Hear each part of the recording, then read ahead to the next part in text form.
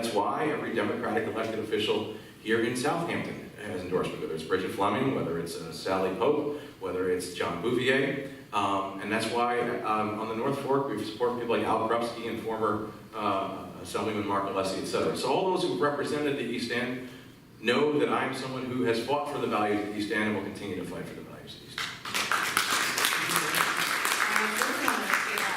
Because I'm the one who has the real track record out here on the East End. As you know, I served in town government here for 8 years, and before that, I served in the not-for-profit and education social service community here, and have fought for the needs of our constituents here on the East End. And in my time at town board, we protected people's taxes. We did not raise the general tax rate in my 6 budgets as a town supervisor. We created efficiencies in government and made sure that those services were made available to people on the East End. And in terms of the environment, looking at the work that got done here and that actually got done, commissions and you know, those are all nice things, but when you've actually preserved land, when you've actually put active programs in place to make sure that agricultural community is protected and helped going into the future, when you worked on clean water in a way that no one else envisioned it being worked at, that is also creating jobs out here, when you look at the needs of a community the way I did and put a task force in place for the Riverside Planters area that now has a redevelopment and urban renewal program in place that is going to absolutely bring hope that that part of the town has never seen before. We are looking at a program that stands to transform that area of our town, and one that we put in place with community buy-in and community wanting that. When we look at Hampton Bays, where we now have Good Ground Park, and the first shovel in the ground there, that was something that the community had asked for years, and no one had gotten it done. When we look at all of those areas of work that has been done with this community in mind, proactive work, that's why Newsday endorsed me as a big thinker on the environment. And why, if we should talk about the Tuckahoe project again, why the Commissioner of the Department of Public Works, Gil Anderson, who understands traffic and presides over traffic issues county-wide, endorsed that project and stood there. And that is why the commission is being sued, because he said that from his perspective, this was a project that did better than as of right. It cut down the curb cuts. In other words, the cars that would go in and out of what is already a trafficated area would create a rhyme and reason for going in and out of that area, and created a better traffic pattern than the as of right could have. Those were the things that we made sure happened. And when you're talking about advocating for an area and getting elected and re-elected 4 times, the 3 last times by 60-40 margins in a town like Southampton that is Republican leaning, and we all know it, it's because I got the job done, and I got it done. I guess I was asking, why have all the East End Democratic town officials endorsed me? Maybe because you don't fill things in town hall. Well, let's talk about the 4,000 people that are supporting me. Let's talk about the difference between getting the job done as the town supervisor, where you had to get everyone to work together. You wrote an editorial when we first had our majority about the measured approach that I had taken in making sure that we weren't doing a whole sweep of bringing in an agenda that was going to sweep out advisory board members, that was going to create just another majority by a different name. And you applauded me for that. And that was the leadership that I provided. I wanted us to represent community. Were some Democrats mad at me for doing that? Yes, they were. But did we get critical votes as a result of that? Yes, we did, because we got, in the end, the opposition to work with us. We got the plastic bag ban passed. We got the Sandy Hollow Cove project passed. We got budgets passed. We didn't lay off workers because I got people to work together. And yes, there were some Democrats that were mad at me that I didn't wholesale just press forward our agenda. We got the agenda done, but we got it done with consensus as a result of that. And when we're talking about East Hampton and we're talking about the airport issue, I was the one who led the way in making sure that we got the FAA to the table. We were going to work on a regional solution that was going to alleviate not only the impact that helicopter noise was having on the immediate area around the East Hampton Airport, we were going to get that job done for the entire region.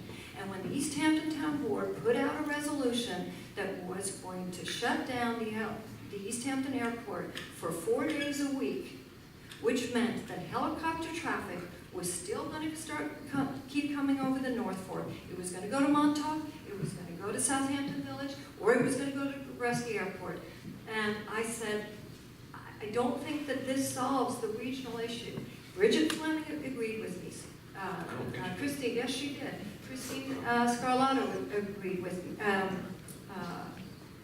Christine Scalera, thank you, agreed with me. We represented Southampton Town, and we had also vowed to represent the region as a whole. Did you want to go back on this at all? Yeah, I'm happy to, because, I think that's an example of not being able to work with your neighbors. The bottom line is that the East Hampton Town Democratic Committee, which just overwhelmingly endorsed me, as well as the town board, felt like that they were stabbed in the back on the helicopter issue.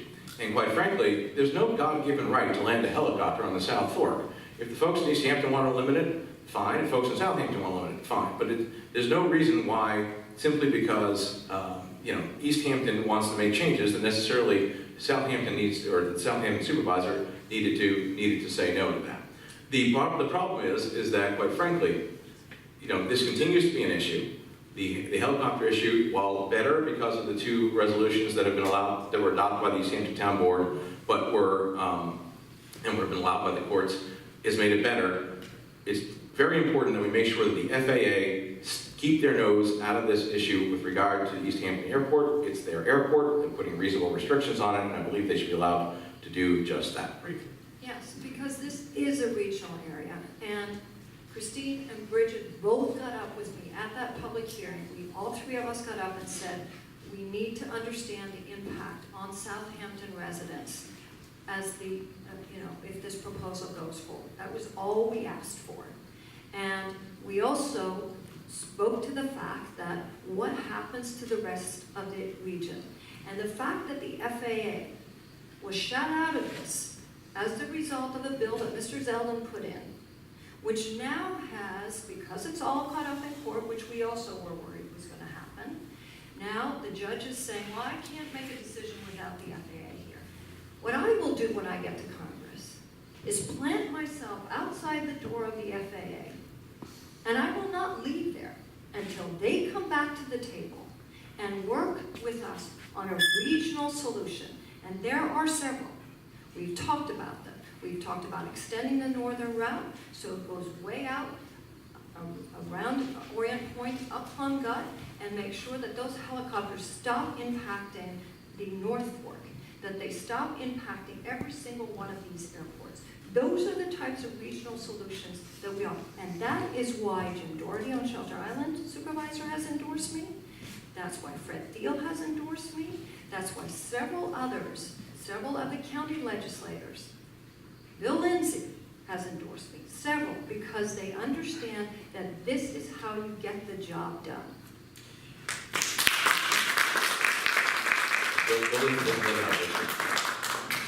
In the spirit of addressing the elephants in the room, Ms. Throneholes, prior to this campaign, you were an independent. You were a member of the Independence Party. You changed your enrollment just before this campaign started.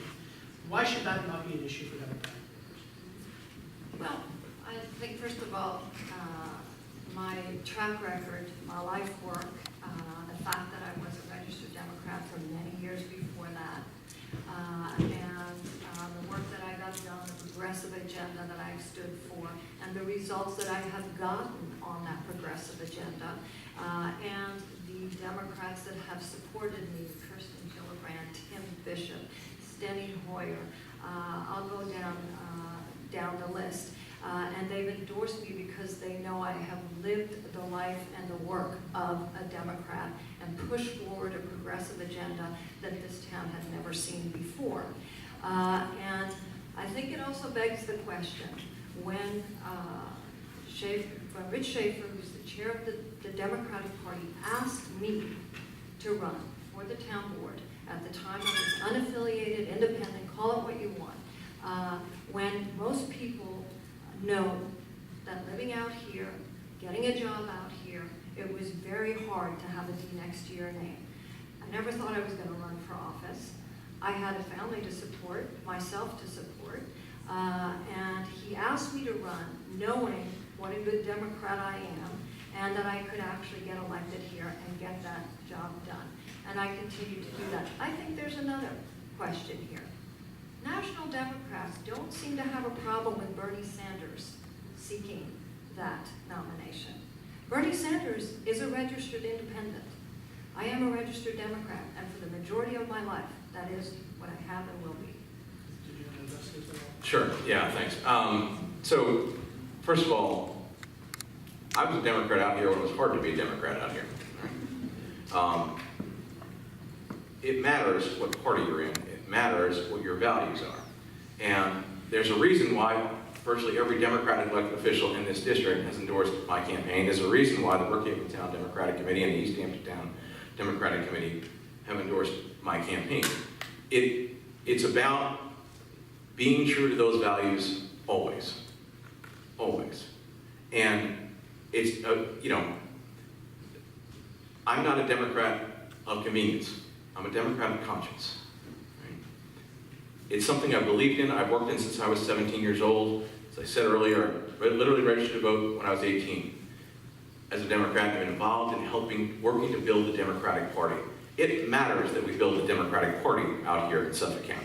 It matters that we have strong town committees. It matters that we have strong elected officials at every level. That's why in October, I actually had all my volunteers work on making calls to help and knock on doors for Democratic candidates throughout this district. Whether it was in Southampton, or East Hampton, or Southold, or Smithtown, or Brookhaven, or Riverhead, we had people going out because what mattered to me was building the Democratic Party and making sure that our values are reflected from the top of the ticket to the bottom of the ticket. Anna has contributed 3 times to the Conservative Party. She's held back the ethics bill that was supported by the Democratic Party here in Southampton, etc. It matters who you are. It matters what values you represent, and it matters that you do it always.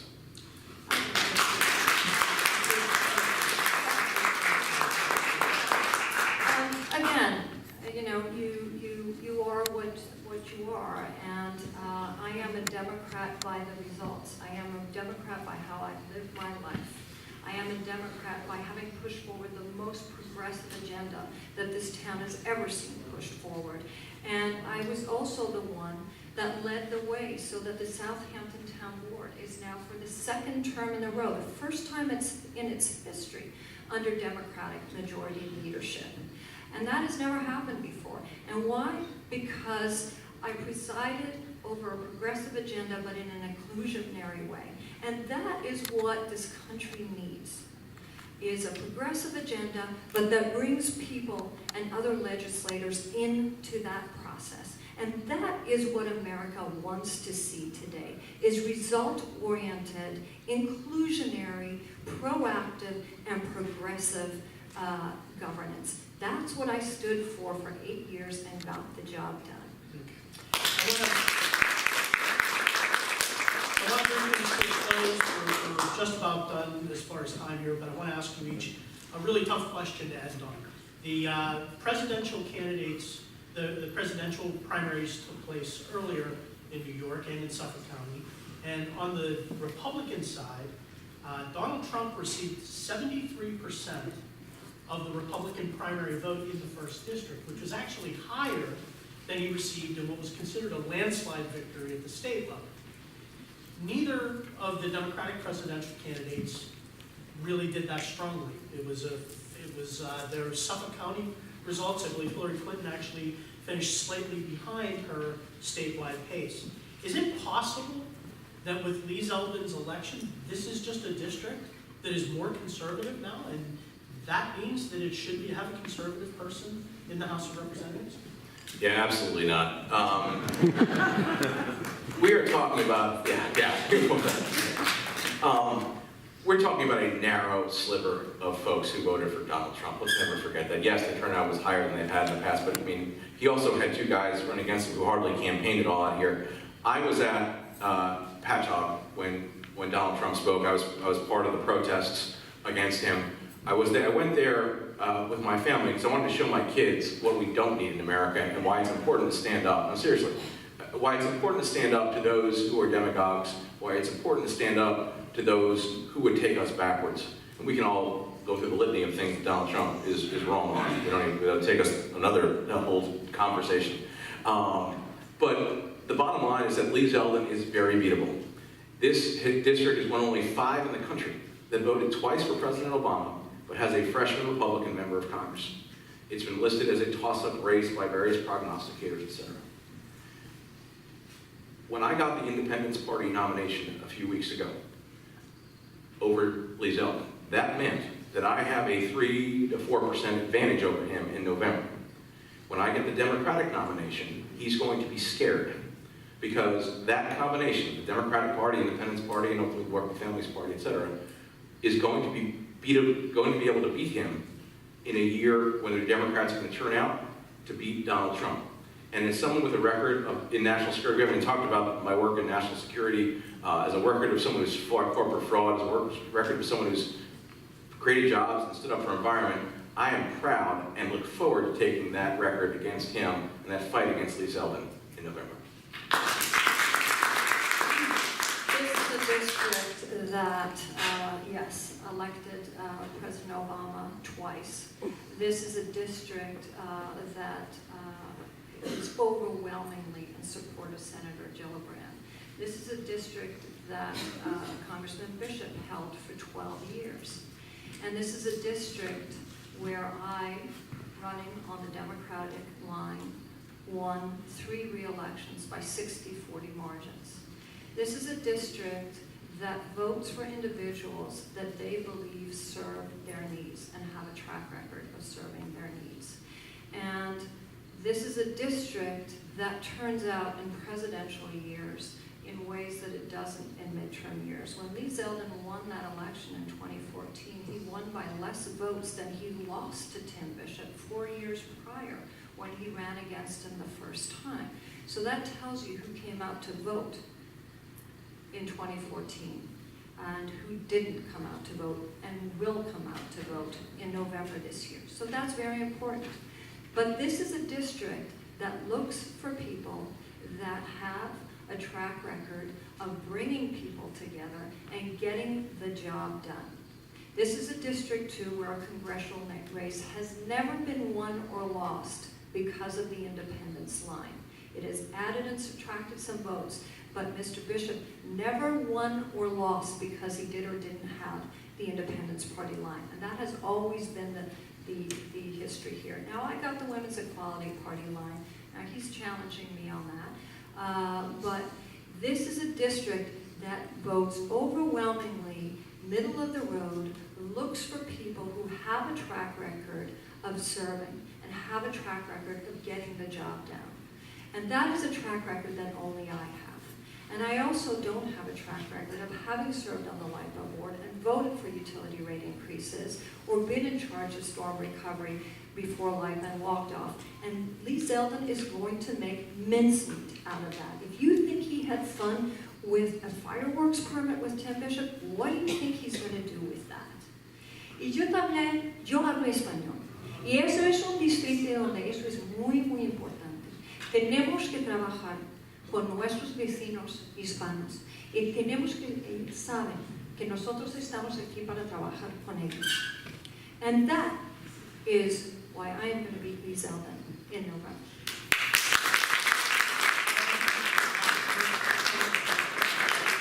Sure, let me just thank you all for being here. I'm excited about the race. We have a tremendous opportunity to Lee Zeldin, and I think as someone who has a national security background, has been nationally recognized for that work, as someone who's helped worked to create jobs on Long Island and across the country. As someone who's fought corporate fraud and corporate abuse, I am the person who can break the fight to Lee Zeldin. I'm a stalwart for the environment, and I'm proud to have the endorsement of all the Democratic elected officials who I've worked with here on the East End. And there's a reason they're supporting me, because they believe I can beat Lee Zeldin and actually fight for progressive values in the Congress. Thanks so much.